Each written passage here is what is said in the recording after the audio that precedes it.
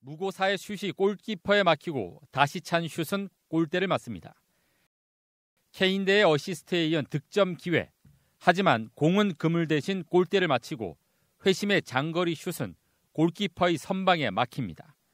지난 성남과의 경기에서 인천은 무려 20개의 슛을 때려 골대만 2번 맞힌 채 득점을 올리지 못하고 패했습니다. 인천의 골 결정력 부족을 보여주는 대표적인 경기입니다.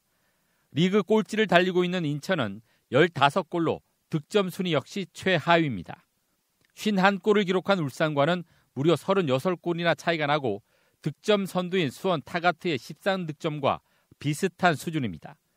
이 같은 인천의 득점력 빈곤은 곧바로 순위로 연결되고 있습니다. 골 결정력 향상은 리그 꼴찌를 달리고 있는 인천이 풀어야 할 최대 과제입니다.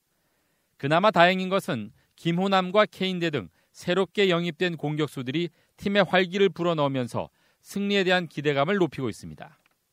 무고사와 케인대가 속임수가 돼야 돼요. 무고사와 케인대의 볼을 집중하다 보면 문창진, 김호남에게 반드시 찬스가 납니다.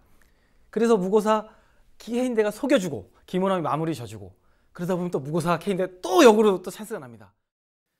최근 인천은 3경기에서 1승 1무 1패 3득점을 보여주며 희망의 불씨를 키우고 있습니다. 승리에 대한 선수들의 열망이 팀을 하나로 묶으면서 쉽게 지지 않는 끈적한 팀으로 변화하고 있습니다. 싸움이 좀 중요할 거라고 보는데요. 지금 선제 실점을 하거나 경기가 꼬이면 그대로 무너지는 경우가 많은데 이럴 때일수록 오히려 팀으로서 더 올라올 수 있는 그런 확고한 정신력을 갖추는 게 중요하다고 봅니다. 인천은 이번 주말 꼴찌 탈출의 분수령이 될 수원과의 원정 경기를 앞두고 있습니다. 강등 위기를 벗어날 절호의 기회지만 리그 6위인 수원의 전력이 만만치 않습니다. 특히 수원은 지난 2013년 12월부터 19경기째 단 한 번도 인천에게 지지 않은 천적입니다. 하지만 희망이 없는 것은 아닙니다. 최근 인천의 경기력이 상승세를 타고 있고 강등권 탈출을 위한 선수들의 의지가 높아지면서 승리에 대한 기대감을 높이고 있습니다. 비록 원정 경기지만 선수비 후역습을 노리는 전략으로 상대팀의 공수 균형을 깨트린다면 충분히 승산이 있다는 분석입니다. 유상철 감독이 해야 될 작업 1번은 선수비입니다. 꽁꽁 잠고 있다가 후반전에 에너지를 폭발적으로 내서 수원을 괴롭힌다면 수원도 적잖이 당황할 거거든요. 선수비 후역습, 이게 유상철 감독의 머릿속에 있지 않을까 예측이 되네요.